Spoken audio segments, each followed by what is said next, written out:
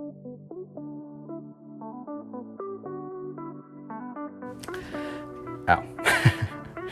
Hello everyone, welcome back to Jet's Aquatic Life. In this video, we are going to be discussing about the pair of blood red jewel cichlids that ended up breeding together. And it was such a exciting experience just because I've never witnessed their mating behavior before, and the fact that they've laid so many eggs and a lot of fry that came out of them, it was just insane for me. So, oh, by the way, fry in the aquarium world means baby fish.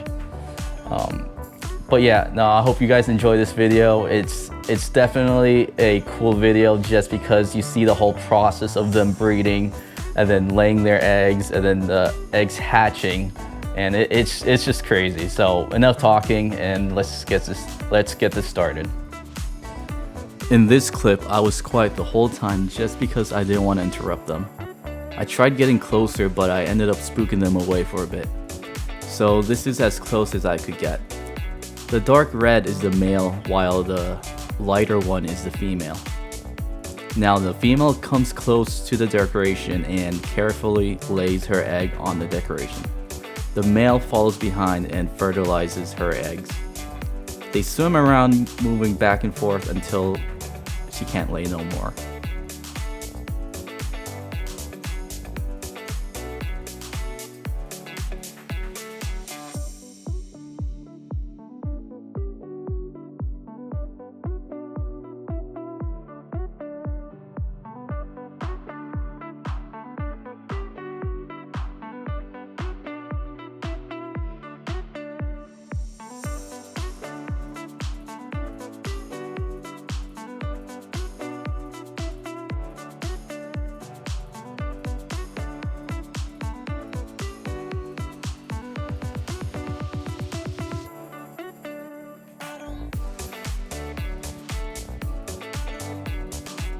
These are some of the pictures I took as they were laying their eggs, and I honestly tried my best to focus my camera on these small little cluster of eggs, but I just could not do it, so this is the best I could.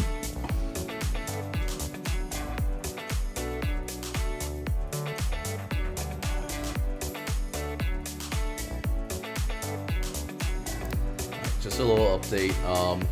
These two paired up and they're breeding right now. They've laid a lot of eggs actually, so I'm excited about that. Don't know when they'll hatch. It's been day 4 or 5, I believe, so within like the next day or so. If you could see, kind of right there,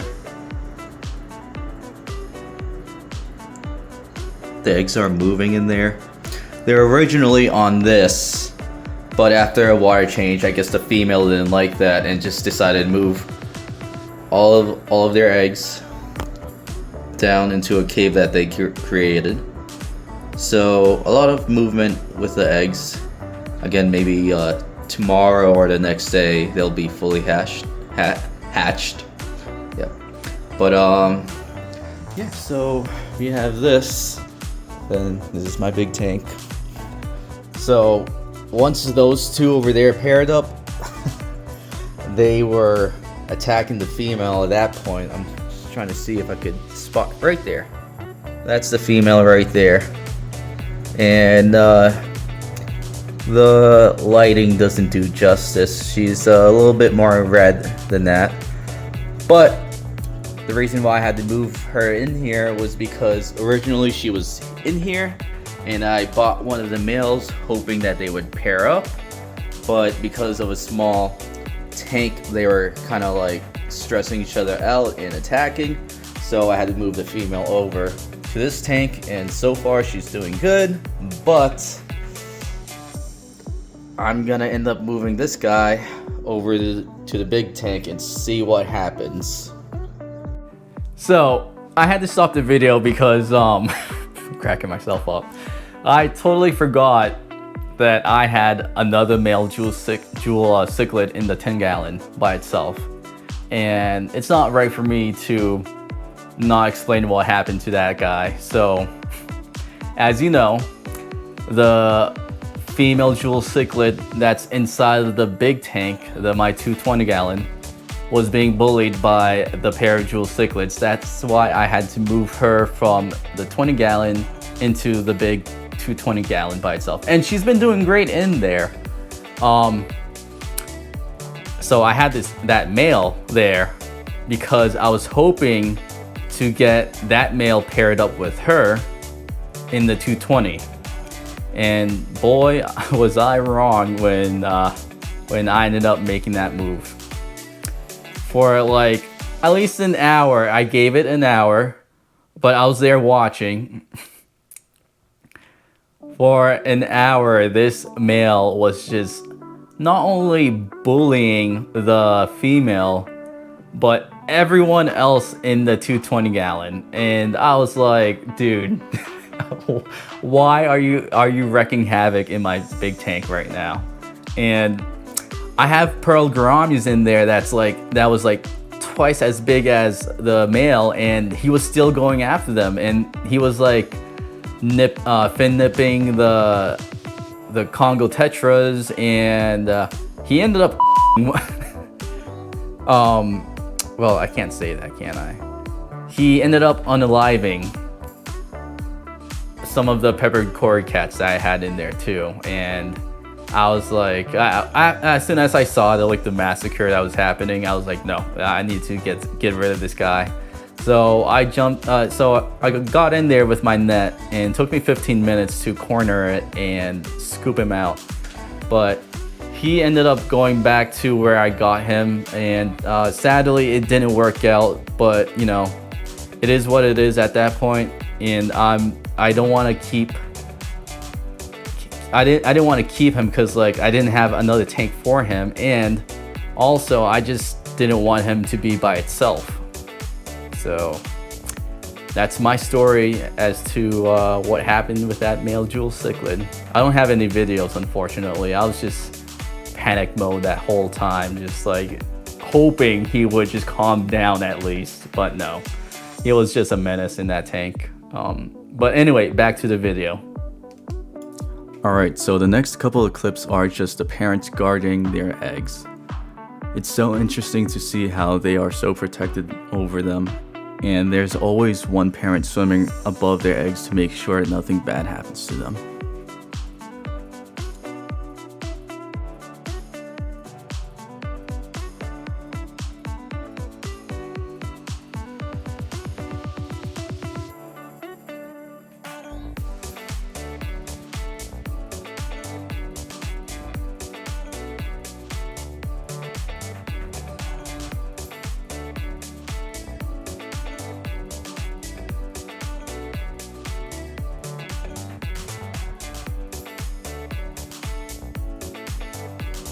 This is the next day, which I was very excited about. Most of the fries are hatched but still attached to their egg sac, and you can still see them bouncing around in this video.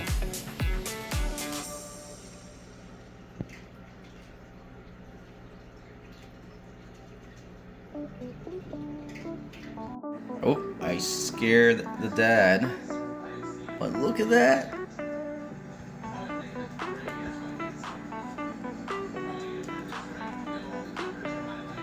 That's pretty f***ing awesome.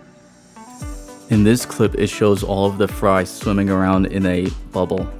And this was pretty awesome to watch because the parents would be swimming around the whole tank, making sure that there's no fry swimming off by itself. And if they did, they would gather all of the fry in their mouth, go back to the main group, and spit the fry into the main group. And I was surprised the first time seeing that. It just made me laugh.